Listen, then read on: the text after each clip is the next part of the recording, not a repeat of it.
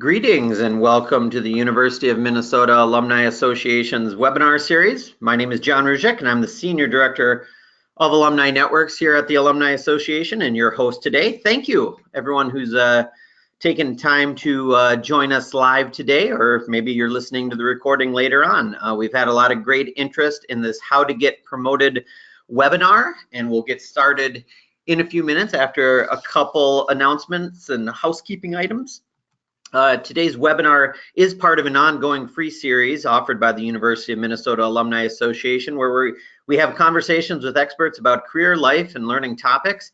And to date, we've reached over 8,500 day of attendees and over 21,000 YouTube views of this webinar series. Thank you so much for being part of this initiative and learning alongside with us.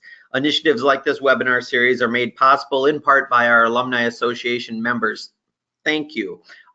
If you enjoy these webinars, if you enjoy any of the other events or virtual offerings that are offered by the Alumni Association, I encourage you to check out membership to help support our initiatives at umnalumni.org/membership. And one thing that we just rolled out free for all alumni, students, and faculty staff of the University of Minnesota is our Maroon and Gold Network, a new free online resource that helps accelerate student and alumni career development. So alumni, whether you're near or far, you can share your talent and career advice and expertise with fellow alumni and students. You pick the topics that you're willing to talk with others about. You can set the number of career advice requests you get from others per month. You can sync it with your LinkedIn. It's really easy. We have over 800 alumni and friends already in the system, from nearly 40 states in the union to 25 countries around the world. And so you can check that out at umnalumni.org/maroon-and-gold. And we have still some great upcoming webinars happening in April. Take note of that Side Hustles one on April 5th. That's been popular as far as signups and remains, so definitely check that out. And then also on April 19th, we have Dean Laura Bloomberg of the Humphrey School of Public Affairs talking about leading together, finding common ground in uncommon times. And so we're going to get some really good faculty insights that day as well. Just a couple of housekeeping items. Technically speaking, you've joined the presentation listening using your computer speaker system by default. If you'd prefer to listen over the telephone, just select telephone in the audio pane of your GoToWebinar panel and dial-in information is displayed. And if you're experiencing audio difficulties, close any unnecessary applications, maybe move over to a hardwired connection versus Wi-Fi. Our presenter today has included a handout that you can find on your GoToWebinar control panel under the handouts pane. I've saved both a Word and PDF version of that handout. And if for any reason you can't open it, I will be sending it out as well with the YouTube recording that will get loaded in about a day or two after this webinar airs. And after the presenters done with their presentation, we will be welcoming questions from the audience. And so if you do have questions, type them in the questions pane on your GoToWebinar control panel, and we definitely want to hear from you. So stick tight with us. And it is my pleasure to welcome back to the Alumni Webinar Series today's speaker, Hallie Crawford. About 2.5 years ago, she did a webinar with our association on overcoming the imposter syndrome, and you can check that out on our YouTube channel as well. If you missed that the first time, it's really a great topic. Hallie is a certified career coach, speaker, and author from Atlanta, whose company, HallieCrawford.com, helps people identify their ideal career path, navigate their career transition, and nurture their careers. Her team of coaches work with people of all ages, have clients worldwide, and have helped thousands of people achieve their career goals. She's been coaching since 2002 and has undergrad and graduate degrees from Vanderbilt and the University of Illinois at Chicago. And she served on the board of the Georgia Coach Association and has been featured in media, including CNN, Fox Business News, The Wall Street Journal, U.S. News and World Report, Kiplinger, and Forbes.com. She is a great follow both on Twitter and LinkedIn, so definitely follow her there. And it is my pleasure to welcome back Holly. Welcome. Thank you. Thanks, John. You are so organized. I am incredibly impressed every time working with you. And thank you, everyone, for being here today. We greatly appreciate it. John, let me know if you cannot see my slides for any reason. I just want to make sure. All right, So I'm giving you control right now. awesome. Okie dokie. All right. So, we are going to talk, everyone, about how to get promoted in 2018 and beyond, even if your goal is a little bit later. There's still time to make it happen this year, but please know, obviously, this will go beyond this year as well. So, I am Hallie Crawford, like John said. I'm a certified career coach, and I actually founded my business about 17 years ago. I know I sound and kind of look like I'm 12. I've got a little more gray hairs than the picture there. Not too many more, but a few more. But I'm actually 45 and I've been coaching and training for over 17 years. And the first thing I wanted to share with you all that, although it's been a long time since I've had my coaching business, we're very successful and I love what I do want you to know that I understand that doing something like asking for a promotion can feel or be intimidating for people. I totally get that. um, as we've worked with clients over the years, we hear this from people very often, whether it's an obstacle like fear, or they just they just kind of let their career go on autopilot and they don't do anything about moving up the ladder if that's what they want to do. This happens way too often. So I know how hard something like this can be, because sometimes I don't feel so confident myself. I sometimes suffer from what is called, and like John referenced, and if you look on the slide here, what is called the imposter syndrome. Even though I've been doing this for over 17 years, I sometimes feel this way. Sometimes, for example, I actually feel like my business is successful because of luck rather than hard work or talent. We are great at what we do. Our satisfaction rating with clients is very high, over 98%.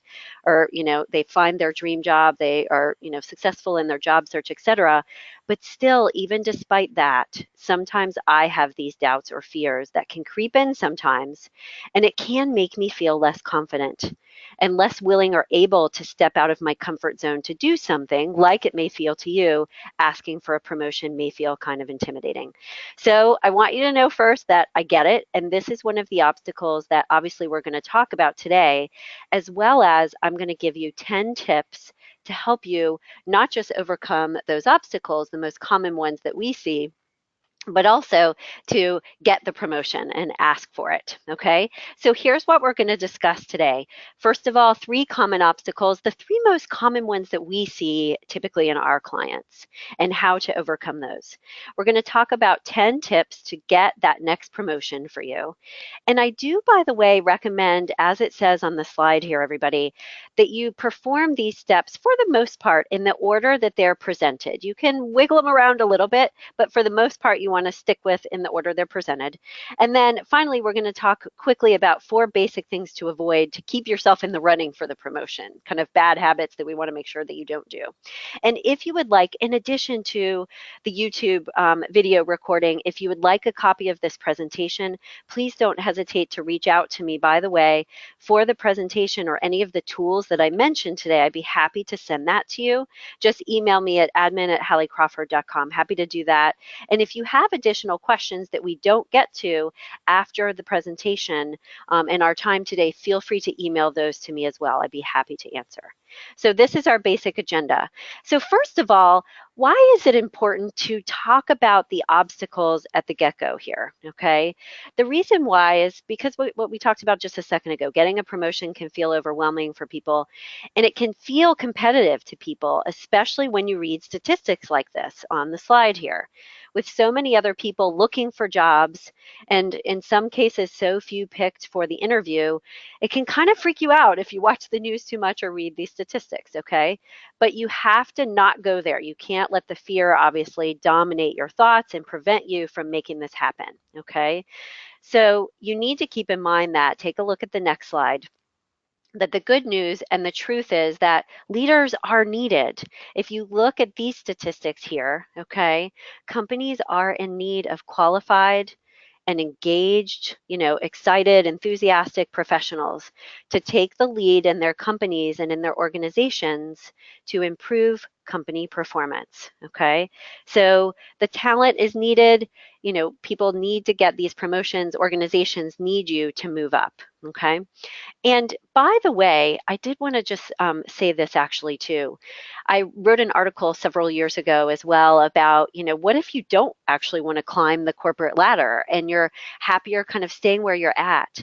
In some cases for you all, these tips can still be relevant in those situations. If, for example, you want to move to a different organization as a way for you to move up and have that next challenge, instead of feeling like, gosh, I don't really want to climb the corporate ladder necessarily. What if I want to stay put or find my next challenge in a different way? You can use these tips for that purpose as well. Okay, so let's talk about the 3 most common obstacles that at least we find with our clients. You all may have other ones, and that's totally fine, but we're going to discuss these for the moment, and we will get to this poll in just a second here, John. I'll cue you when it's time for that, please. So first of all, the reason why we talk about this first is you have to understand what holds you back in order to overcome these fears or issues, in order to move forward, right? We always tell our clients, hey, it's all well and good if we give you all the tools for your job search, or we help you identify the right career direction for you once and for all and you figured it out. But if you don't go make it happen because you let things get in the way, then we've wasted our time and yours. So we always talk with our clients about the obstacles right up front, because we don't want to waste that time, doing the other steps if they're not going to be able to go make it happen.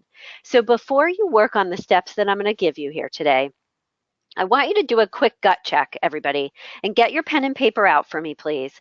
And think about which one of these obstacles on the slide applies to you, or write down if it's a different one. So write down which ones apply to you in order of the largest or most difficult obstacle or the biggest barrier to the least. And then write down any other issue that might be coming up for you that has prevented you from asking for that promotion. Okay, we've got on the slide here, is it unclear direction? Like, are you not really sure if you want to stay put or if you want to move on, and so you just haven't done anything about it? Is it the second piece, the lack of confidence, or what we call the imposter syndrome? Do you feel like, gosh, I don't deserve it. I'm not good enough for this. I'm not sure I can do the job. Or is it flat out procrastination? I'm raising my hand over here because I tend to procrastinate sometimes. I might feel like, gosh, I'm not ready. Life gets in the way. My 10-year-old son is really, really active. And sometimes, he gets hurt at school or he's sick or, whatever it is. So sometimes we just flat out procrastinate, or we don't make this a priority. Okay. So please take a moment to write that down. And what I want to tell you before we get the poll pulled up here is, you need to, once you identify what your obstacles are, you need to get help with them. You need to either get coached on those or talk to a friend or family member, talk to me, whatever it is, get some advice about how to handle this. Get into action about it, okay? So for example, with unclear direction, the first one, we help our clients using our ideal career model understand if they're in the right fit, and if they're not, what is the right one. So whether it's buying a book, asking me for our career model, whatever it is, that's how you do that. There are tools out there to help you get the direction. With the imposter syndrome, just by the way, affirmations can help with this, pushing the negative thoughts away or talking back to those, like becoming more of the observer of whatever your lack of confidence issues are, or there's fears, whatever's going on for you. If you can start to observe those a little bit more, rather than being its victim, so to speak, and kind of step outside of those to manage them better, that will help with the second one. And with procrastination, getting a coach or an accountability partner, hey, talk to a friend and say, can you, chat with me once a week just for 5 minutes, check in with me on how I'm doing with this.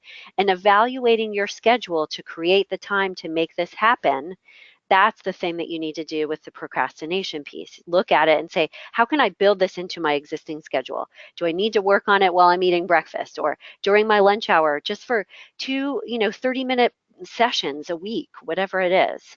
And remember that typically, we have to say no to something in order to say yes to something else. So you may need to say no to going out with a friend for lunch every once in a while in order to work on this instead, but it will be worth it. So let's go ahead and pull up the poll. The first one is, which of these obstacles, if any of them, apply to you? And we're going to use the 3 on the slide here right now. All right, folks, we'll give it about 15 seconds for people to fill out their responses. Yeah, see what we think and where people land. And keep in mind, everybody, if there's a different one that is present for you, I want you to write that down too. Okay. All right, it's about 48% say unclear direction for my career, 35% lack of confidence, and 16% procrastination. Gotcha. Okay, kind of in the order presented. That's really funny. Okay, good. Thank you for letting us know, everybody.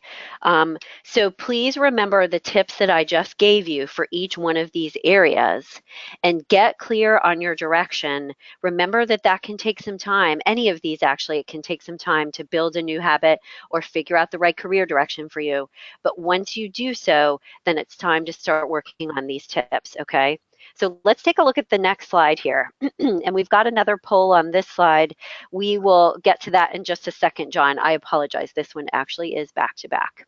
Okay, so the first tip, everyone, in terms of, okay, getting prepared to go for that next promotion or that next challenge in your career is to update your resume and keep it updated. Okay, we have too many clients that will call us and say, oh my gosh, I need to get my resume updated and I don't even know where it is on my computer. I haven't looked at it in 5 years. No, no, no. We want you to keep it updated on a regular basis. Okay, so the first thing you need to do is once you've identified your obstacles and started to move them aside, it's time to update your resume. And there are 3 basic steps here. Okay, first of all, you want to take stock of, okay, what have you accomplished since you last updated your resume and or since your last promotion or since you were hired. So the first one here is at the very top of the page. Take stock and determine, okay, what's been going on since then. The second one is the second piece here. You want to establish your goals and a plan. Actually, I'm going to move my cursor right up here. So the second piece is to establish your goals and a plan. And what I mean by that is, what position are you aiming for? Is it at your company or a different one or in a different department? And also, what time frame are you looking at? Is it available right now? So you got to move really quickly, or will it be later on? And begin to consider what steps you need to take. We'll talk more about that in order to get that promotion. Okay. And then third, at the very top here, you want to refine your resume, obviously, for the position you're going for, just like you would anything else.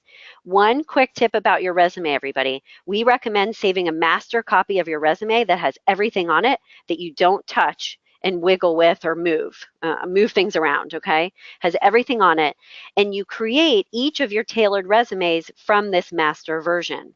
So there's a master version with everything on it, and you copy and paste things from that to create updated new resumes. It's better than doing like, oh, okay, I don't remember what was what on this resume and what I put on this other one. That will help you stay more organized. And also remember, once you create your resume and update it, you want to create a PDF of it to send it to people. And actually a PDF and a text version of it to place on job boards if needed that has no formatting. People always say, well, I copied and pasted it and it looked really bad and I had to rework it online.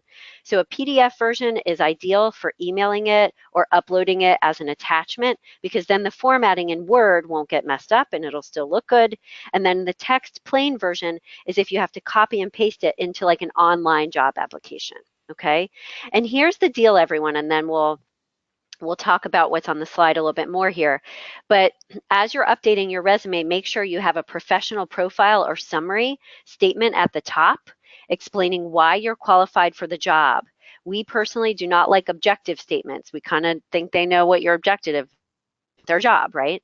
So we prefer a professional profile at the top.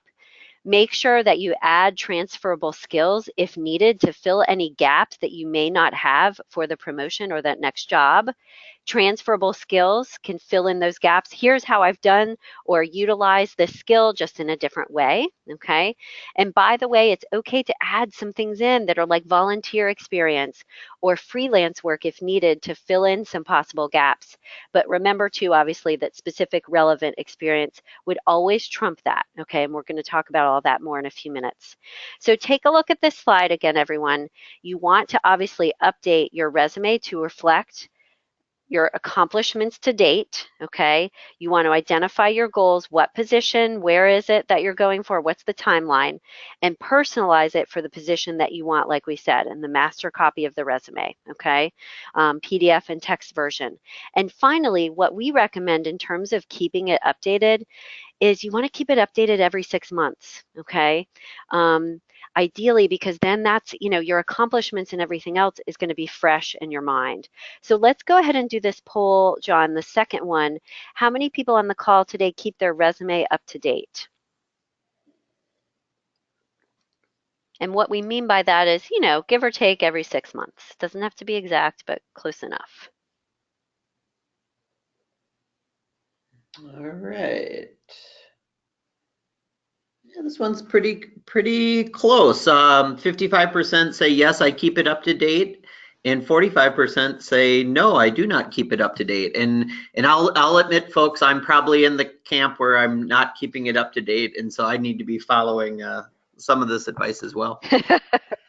Yes. Okay, good. So, John, that's on your homework list. Write it down. Yep. And I'll be honest with you, everybody, like everyone, when we talk to our clients, the majority of the time, they do say, oh gosh, it's really, really old. So it's okay, but it's time to turn over a new leaf. All right. And as part of the accomplishments, like we talked about a moment ago, let's look at tip number 2 together. The second thing we recommend doing is starting to create or opening up or creating an accomplishments document. Okay, you want to keep a document or create one on your computer, on your desktop, or somewhere that it's really handy for you, where you can regularly and really easily record accomplishments. Okay, you need to be able to update it quickly and easily, on the fly, so you don't forget to. Okay, you want to, like, it can have different sections on it. So this is the way you can organize it, everybody. Measurable results, things that you've accomplished and achieved, and the numbers, related to that. How many sales you've made, how many clients you served, in one given month or whatever it was. You can also, if you take a look at this slide here, write down and keep testimonials from clients or your boss or coworkers, compliments that you've gotten from people. It's like a brag book, and you want to put that there too. Any awards that you've received, any classes you took, and what you learned from that or accomplished, and projects that you accomplished. Okay, so any of these things are valid items that you could then present later on when it's time to ask for that promotion. Okay, and we suggest that, like I said, keep it accessible, but you want to review it monthly to check in and make sure you're on track towards your goals during this time that you're working towards a promotion. You want to stay focused on it. Okay, because so you can't just say, oh yeah, I want a promotion at the end of the year, and then you look back, obviously, and you're like, gosh, what did I do towards it? Okay. So this is something, this accomplishments document, if you will, is something that you can use to create your case in writing for your presentation when you talk to your boss or the relevant person, for example, that you're wanting to get promoted by moving into a different organization or, inside of your own organization. So you can have the material from this that you can either add to your resume, or you can have this for, to include inside of the presentation that you give to them to ask for it. Okay. All right. So tip number 3 is, and this one seems obvious, right? But tell your boss that you want to advance. Ask for projects to fill those gaps. So here's the deal with this one. Is many employees, I think, and I've heard this from clients, they take it for granted that their superiors know they want to be considered for a promotion. You don't want to assume this. Don't just assume it. Communicate your desire to be considered for a promotion with your current boss and to move up to that next challenge if it's appropriate. In some cases, it may not be, right? For example, if it's a small company and you want their job and, they're not, ready to do that, this would not be appropriate in that moment. But you can at least ask for, I would like to look for the next challenge, and I want to keep, moving up in terms of being challenged in my role. And obviously, as well, if you want to move to a different firm or a different job, you're not going to tell your boss. Okay, so you need to gauge your situation on a case-by-case basis, just like anything else. But for the most part, you want to let someone know that you want to move up, whoever that may be. Maybe it's HR, for example. Okay. So from your resume, what you want to do here is identify your gaps in your qualifications. So where are you not quite yet qualified for this promotion? Because then the second piece here is you want to create a list of those gaps. And the list comes from experiences, education, or skills that need to be filled. This will go into what we call our promotion document. So you've got your resume, you've got your accomplishments document, and a separate one that is your promotion document that has your goals written down and what the gaps are that you need to fill in order to make this happen. Then you want to talk to your boss or whoever else to identify what those gaps are, just to kind of make sure you're on the right track, right? But then also ask for projects or tasks to fill those gaps, okay? And then finally, you want to track your progress towards those goals. So identifying what is missing in terms of your qualifications is the first piece here. And part of talking with your boss about that is you want to make sure that you're on the right track. And you can even ask them, obviously, where do I need to excel or where do I need to kind of beef things up in order to get to that next level? Okay. And then eventually, which we'll talk about later, you're going to schedule a meeting with them to ask for the promotion within the timeline that's reasonable. And if you have a really good relationship with them, you can ask them, what's the right timeline for me to be working towards this and considering it? Okay. So tip number 4 is then to take action and enhance your skill set. So you may be great at your, current position and a pro, but don't take for granted that you will be a pro at the next position you're hoping to get. Like we talked about on the previous slide, identifying those gaps. You need to make sure that you're clear about those. Your skill set may or may not automatically transfer to the skill set needed for the position above you. So take the time also to analyze the job description of the job that you want before you ask for that promotion, obviously, and determine if you're truly qualified, and be honest with yourself about where you are and where you're not. Then the next step here on the slide here is to consider coursework, for example, to enhance your qualifications. You can ask your boss or coworkers or, a mentor or, people that you know at a different company, both within your same industry. Get some ideas through networking for different classes that you could take to enhance your skill set. There's so many great courses online now from, for example, lynda.com, coursera.com. You could look for industry specific courses online as well. One of the, I don't know if they have these in all cities, but some classes that we've heard about from our clients recently is coursework through the General Assembly. They do have them here in Atlanta. I know they do in LA and I believe in New York as well.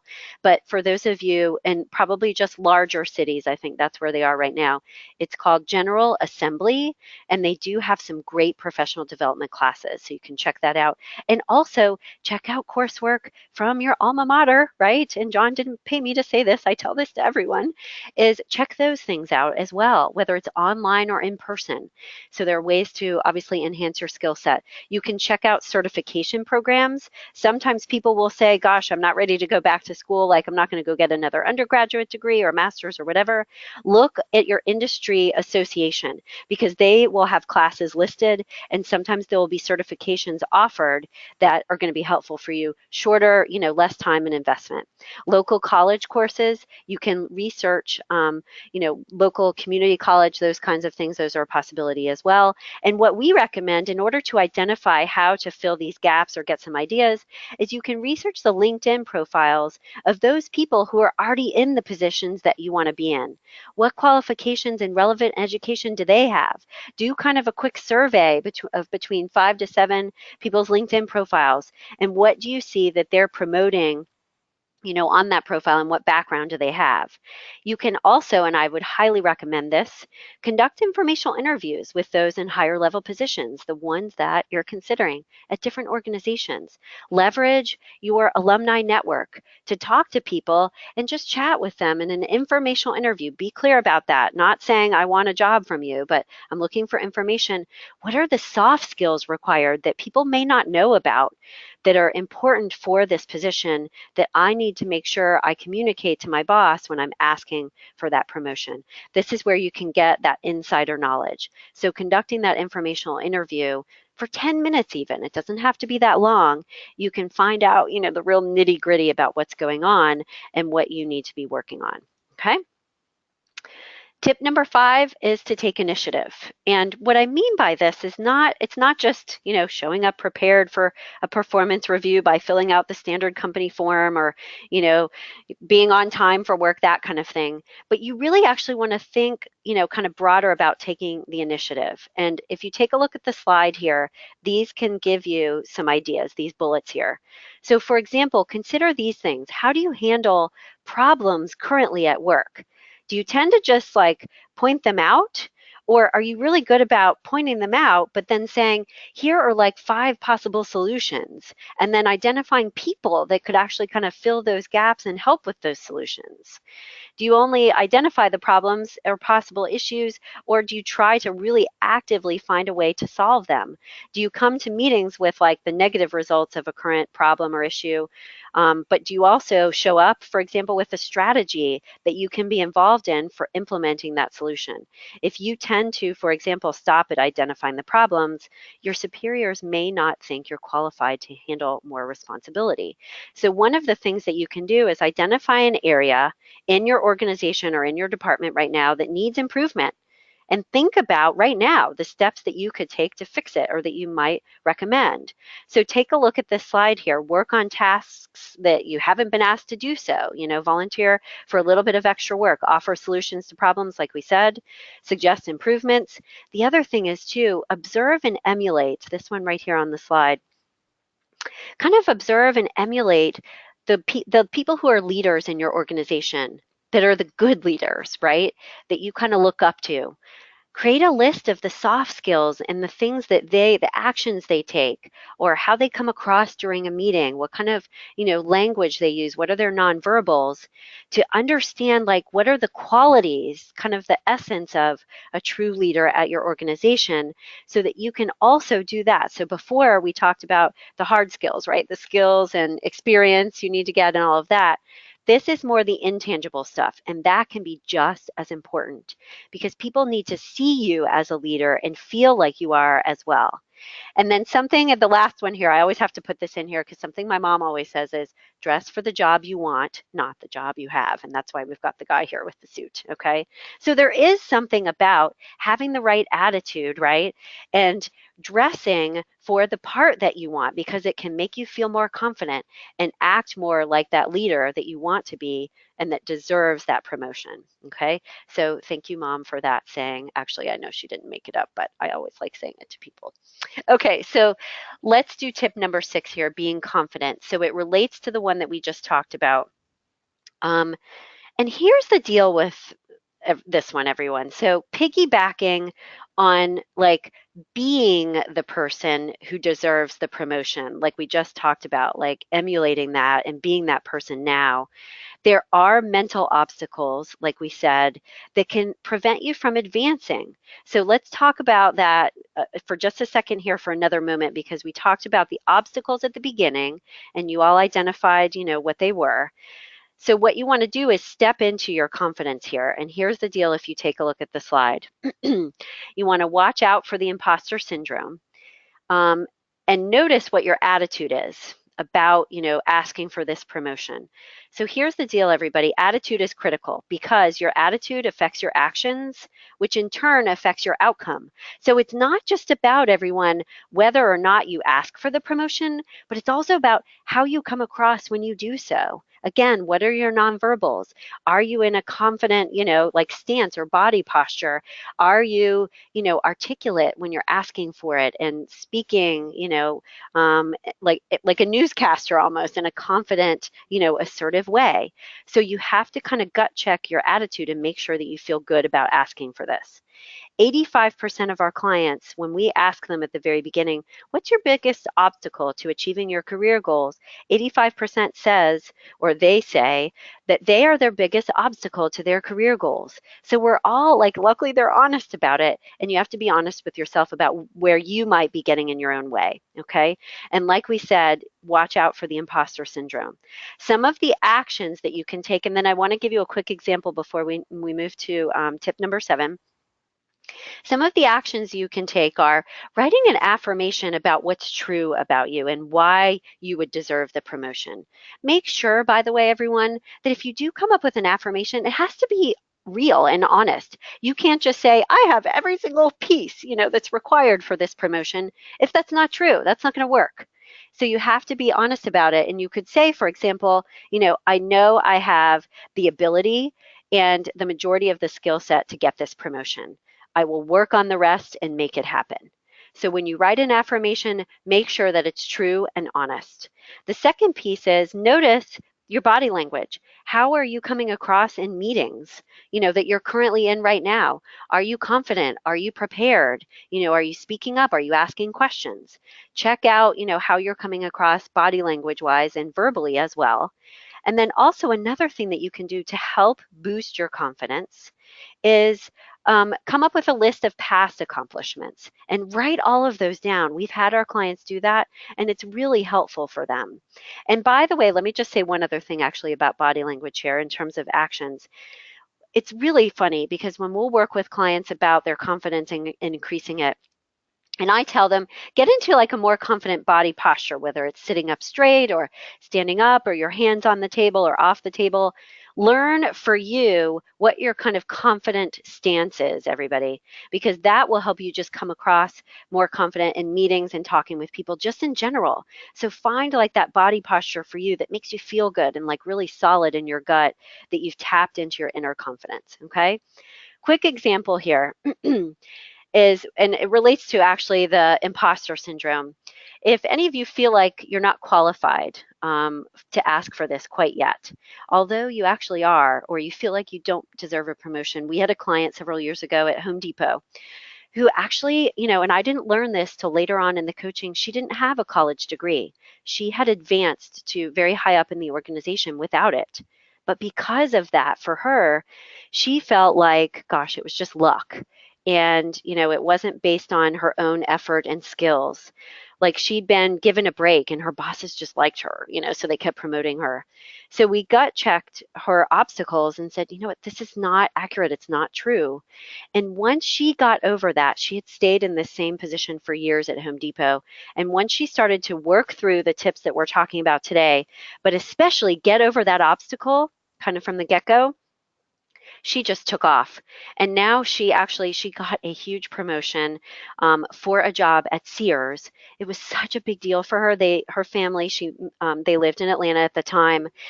She moved her family up to Chicago because that job was such a big promotion and a big deal for her. So please know that these obstacles are huge, and sometimes it's half the battle. It's just getting over it in order to make it happen. Okay. So let's talk about tip number 7, be a leader. In addition to taking initiative, you want to show that you can be a leader.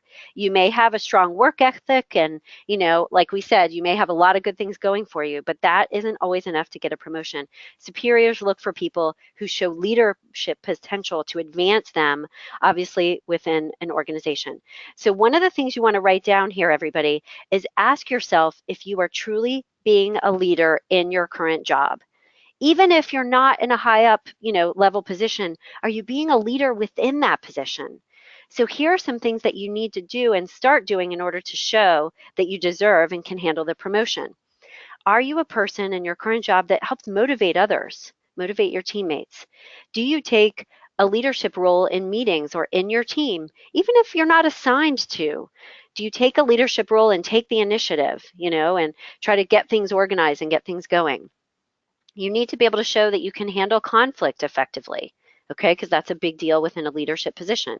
And you want to finally, kind of with all of these, you want to develop your emotional intelligence. This is a great book to read and start to think about, okay, where am I at on my emotional intelligence scale? And what do I need to beef up in order to show that I'm a leader?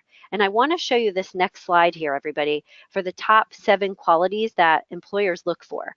So when an employer is looking to hire someone or promote them, if you take a look at the top of the slide here, in addition to 3 C's, that do they have contacts, do they have credibility, what's their reputation, and obviously are they competent, the other things down here are intelligence, leadership ability, integrity, are they liked and likable, Again, the competence here is really important too, but do they have, do they have courage and like inner strength in order to accomplish their goals, and that persistence, right? Persistence is a huge one. So this comes from this website, everybody, just kind of FYI here, but these are the top 7 qualities that employers look for. And notice that they're leadership qualities. They're those soft skills that you need to be able to demonstrate as well. This is one way to help you identify where you are in terms of your leadership skills, okay? These are top 10 leadership skills that leaders need to have in some way, shape, or form. This comes from the conference board. Okay, so this is a tool from that, and you can feel free to download this, when I send you the slides, okay, and use this. But what you want to do basically is you want to rate yourself in each area on a scale of 1 to 10 and identify top 3 areas of development for you in terms of leadership. And by the way, everyone, I would recommend that you ask your boss or supervisor and even coworkers to help rank you here, just to make sure that you've got that objective perspective and you're getting things right on it, okay? I wanted to just share this with you really quickly. If you feel like you need bonus advice on any of the things we've talked about today or any of your career goals, whether it's career direction or anything else, I would be happy to speak to anyone in a free career strategy session to answer questions and give you some coaching. Feel free to just email me and just put free career strategy session in the subject line. Happy to do that, okay? So tip number 8, 9, and 10, and then we'll go to our Q&A in just a second here, is tip number 8, you want to ask for and be the kind of employee right now who asks for and implements constructive criticism on a regular basis. You want to show that you're open to feedback, everybody, okay? So when you talk to your boss about advancing, if you can, ask for that criticism, constructive feedback, while you're asking about areas to improve. What do you need to improve? And add those to your list, obviously. Add those soft skills as well. We all get constructive criticism and sometimes not so constructive from various sources, I realize. But what you want to do is you want to be sure that you don't have this incorrect response on the left. You don't want to just dismiss it, blame someone else. When you get that criticism at the bottom here, don't dismiss it or blame someone else. You want to instead, on the right side, the correct response is to, okay, I'm going to accept this. I might filter it through what I know to be reality and what a possible issue might be, but you want to accept it at least and listen to it. And then implement changes in order to improve and make sure that you add that to your plan for advancement, okay? So take a few minutes tonight here, and then we're going to go to tip number 9, and John will have our third and last poll on this next slide. But I want you tonight to think about how you honestly, be honest with yourself about how you react to criticism or feedback from coworkers or your boss. And consider somebody that you trust at your organization or someone else about how they perceive your response to criticism, because sometimes we're not always right about how we handle it, okay? So tip number 9 is to find a mentor. Mentors are fantastic for your industry. They can give you advice about qualities that you need to develop or skills. They give you that insider knowledge on what's crucial or new in your industry and can help kind of shepherd you along the way. And they can give you a really good opinion, industry-specific opinion on your career progress. So we really like mentors as a possible, resource for you. So John, if we could do this last and third poll here, how many people actually have a mentor, that would be great. And then we'll keep moving. And I have to drink water. I know I say a lot on these. I go fast. All right, we'll give it a couple seconds here.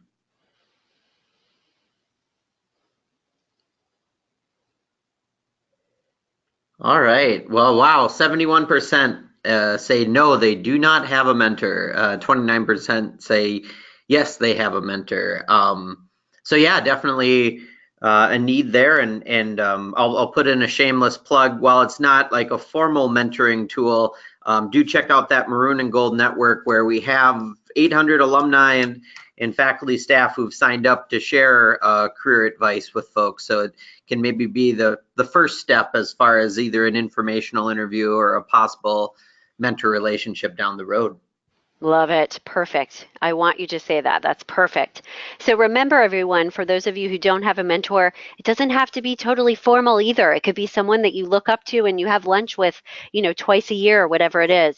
Don't always feel like it has to be like a formal program, either through your organization or outside of it. Even just, a close friend or colleague from a previous, organization can be good, but finding a mentor, very big deal. It can help you enormously. Okay. So the final thing you want to do in terms of tip number 10 is to prep and conduct the meeting to ask for that promotion, right? So we've got over here on the left here, preparing, updating your resume, reviewing your accomplishments, come up with or create a brag book for yourself to find out, or sorry, I should say, to put in there, okay, these are the things that are important for me to articulate during the course of the promotion meeting. Conduct your salary research to make sure that you know what you should be asking for. And remember, at the meeting, you want to be really confident, you want to present your case, and you want to give a presentation, okay? Come in with a quick PowerPoint deck that you can show them and share to present your case. And the next steps, obviously, once you set up the meeting, is you want to ask for the promotion. And one thing just here on the far right here, if it can't be immediate and your boss says, no, not quite yet, what is the time frame? Ask what the probability is and what a time frame could be. Hold their feet to the fire. Don't just let it go. Okay? And like I said at the beginning, our last quick thing here, 4 things to avoid. These are obvious, so I'm not going to spend a lot of time on them, but you want to avoid these 4 things in order to show and demonstrate that you're worthy of a promotion and can be a leader, okay? Don't do Facebook a bunch at work, be too negative, obviously dishonest and cheating, not good, and be reliable on a consistent basis. Okay, so here is what we covered today: the obstacles, the 10 tips, the 4 basics to avoid. And I want to just leave you guys with 2 action steps. Actually, let me go to this next slide here. I want you to write down 2 action steps that you're going to take in the next week to hold you accountable to doing something about what we talked about. On the slide here are 4 possible ideas. These are things that you could do: accomplishments document, start to update your resume, whatever it is. So I want you all right now, please, to get out your pen and write these down. And while you're writing, and also we're going to move to Q&A right now as well, I also want to leave you for just this moment before we get to Q&A with this quote, because this is the quote, everyone. I use this with all of my presentations. This is the quote that has always gotten me through when I need to step out of my comfort zone and take a risk and do something that's a little bit scary. The greatest risk in life is not taking one, everybody. Remember, without risk, there's no reward. Okay? All right. So John, let's go ahead and move to the Q&A part, and I can go to just a minute or 2 before the top of the hour. All right, well, we already got 3 lined up, and also if you have questions, feel free to type them in now, and yeah, let's just try to get through as many as possible here. So first off, how do you keep an accomplishment document with specifics without disclosing proprietary information? Oh, great question. So what you want to do is, I think it's okay because the accomplishments document for yourself is just more of a brain dump. So the one that's a draft that you're not going to show to anybody, you just dump all the information in there and you can edit it later. When you're sharing an accomplishments document, though, in some way, shape, or form, you don't share the actual document itself. What ideally you would do is you would place those accomplishments in a confidential manner, like you don't list some of the confidential information, you put it into the PowerPoint that you're going to share during the course of the meeting. And you just take out the information that's confidential that should not be shared. I think that answers. John, feel free to dive in if you've got more. All right.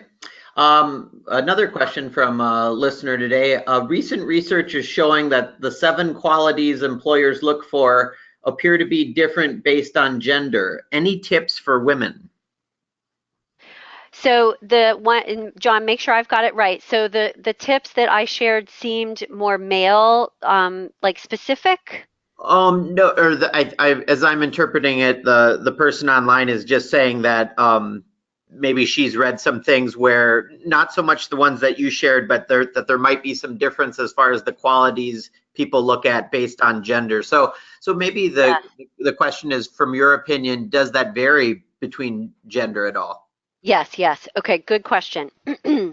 um, I think it does a little bit, but honestly, not that much. Employers are looking for those qualities kind of regardless. What I would say I find instead is that unfortunately, my female clients more often than not than the male clients are more hesitant about asking for the raise or the promotion, or they feel less confident about it. So I don't think the qualities vary necessarily. It's more about the obstacles that tend to be more gender specific, if that makes sense. Okay. Okay. Here's another question. Assuming you are new with a company, what is the right time to think and maybe push forward a promotion in that company? So the questioner is somebody who's new to an organization. Is there a timeline, or what's been your experience? Yeah, no, great question. Excuse me. So, ideally, like when you first got the job, you asked the question, or they might have referenced, what is kind of the typical timeline for people being promoted, right? But if that didn't happen for any reason, what I would do is when you have your next review, so you're at your annual review, this is something that should be discussed. So, things are going well. I think they are. And obviously, and, what are the next steps for me? So at your next promotion, at your next performance review, whenever that is, it's not that you're going to go in there saying, "Oh, I want a promotion today," but I would ease into the conversation and say, "I think things are going well. What are the next steps, and what should I be expecting or looking at in terms of career progression and timeline for that at this organization? Because I'm excited and I want to be here." So you Hmm. can say something and approach it that way. Thank you. Here's another good one.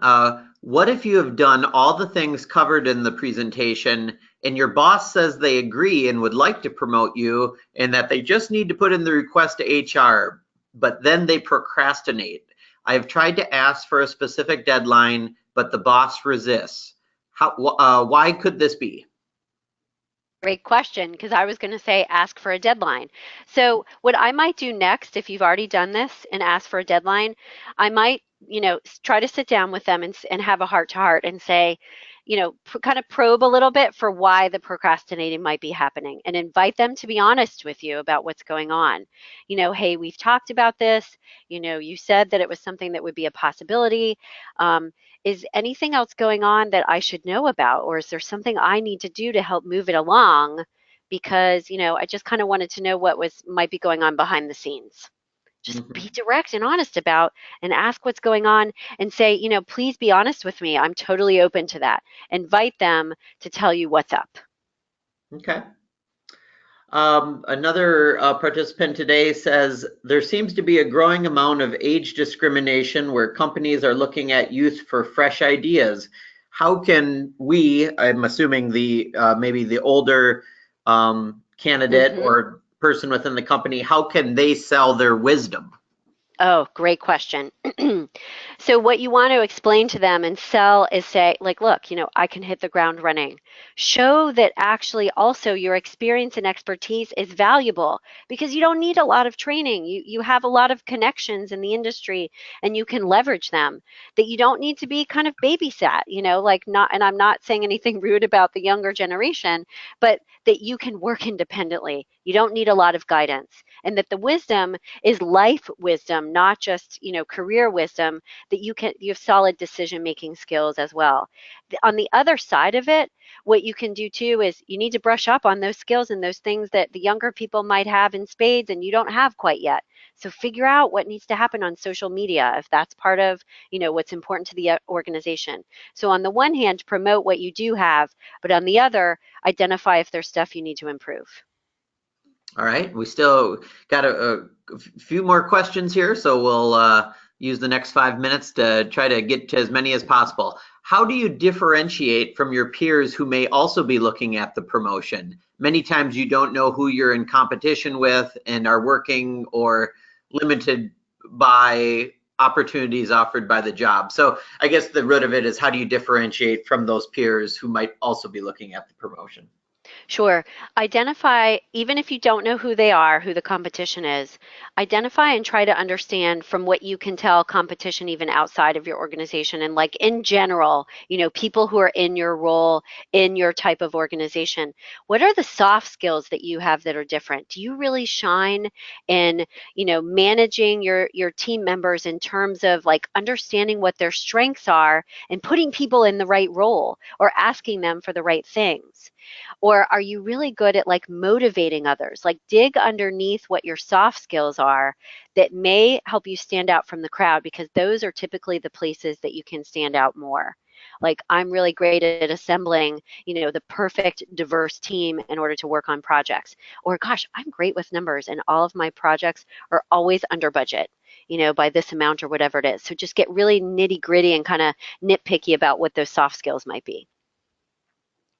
All right, thank you. Any tips or materials you'd suggest for the interview process, specifically how to stay confident and calm? Oh, that's a great question. How to stay confident and calm during the interview process. Well, honestly, a book that is called, and I'm just looking at my shelf here 1 second, How to Answer, sorry, the book is called Answers to the Top 20 Interview Questions. That's one of the best books, honestly, that I find, because it not only it helps you answer the top 20 interview questions, obviously, but be more prepared in order to be calmer about how you're answering things. Because what happens to people is they get hit by, a question that they're not prepared for, or that they don't fully understand what they bring to the table. And that book helps you answer even questions outside of what's listed in the book, because it helps to get you to get to know yourself really, really well, so that you can answer almost any question. So it's called Answers to the Top 20 Interview Questions. That's one that I think is really, really good. Another one that is not interview related, but is very good, is The Power of Now, that helps you just kind of get present and centered in the moment. And then a third one that I like is Taming Your Gremlins, and that can help you overcome your negative thinking that might impede or, make your confidence kind of lower. Great suggestions. Um, can you say more about what content you suggest including in the PowerPoint presentation at the point of asking for the promotion? Say more, about how to ask for the promotion. So Or she was referring to like, you might have the actual mentioned meeting. like maybe doing a PowerPoint. Yep, yep, yep. Yep. So what I would do is you obviously need to schedule the meeting or do it during the course of your performance review, right? But you want to be prepared having your updated resume and having a short PowerPoint deck that lists out, here is my experience and expertise and my skills. Here are the accomplishments from the past year and the results that were achieved. This is all inside the PowerPoint. Here are the testimonials from other people, the kudos I've gotten, the awards I've received, the classes I've taken. That's your kind of brag book. The PowerPoint is for the asking for the promotion. And then you also want to say, this is what I'm asking for, a 10% raise or 5% or 2% or whatever it is. You need to do your salary research in advance to understand what might be reasonable within your organization and within your industry. But you want to ask for something specific at that point and then talk with them about it and negotiate it a little bit if you need to. But set aside a specific meeting for this purpose. And you want to give kind of your own little presentation about, here's why I think I deserve it. And just kind of, get into it and then ask them for direct, specific feedback about what they think, as well as a deadline about when it might be able to happen.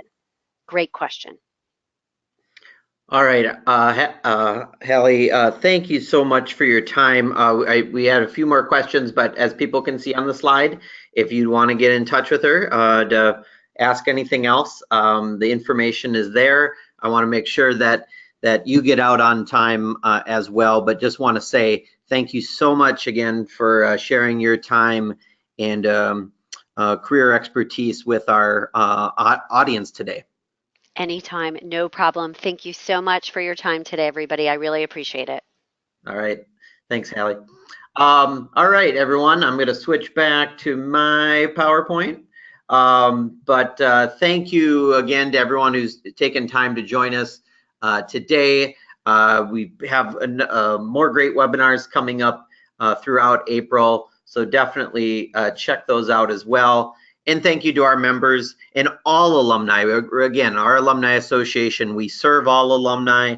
The support of our members helps make our work possible. So if you're interested in taking part in our events or supporting us through membership, just go to umnalumni.org.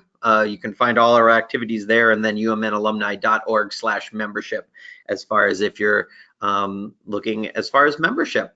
But if you're in Minnesota, get out there, enjoy the day. I hear it's 50 degrees out. Hope everyone's doing well, whether you're near or far.